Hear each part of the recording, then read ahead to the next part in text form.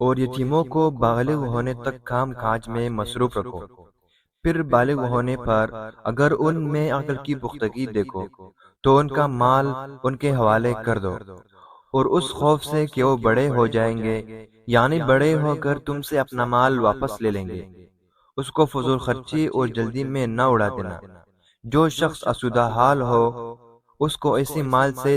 قطعی طور پر پرہیز رکھنا چاہیے، اور جو بے مقدور ہو وہ مناسب طور پر یعنی بقدر خدمت کچھ لے لے، اور جب ان کا مال ان کے حوالے کرنے لگو تو گواہ کر لیا کرو، اور حقیقت میں تو اللہ ہی گواہ اور حساب لینے والا کافی ہے۔ جو مال ماں باپ اور رشتہ دار چھوڑ مرے، تھوڑا ہو یا بہت، اس میں سے مردوں کا بھی حصہ ہے اور عورتوں کا بھی، یہ حصے اللہ کے مقرر کیے ہوئے ہیں۔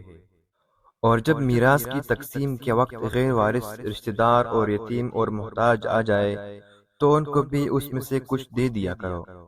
اور شیرین کلامی سے پیش آیا کرو۔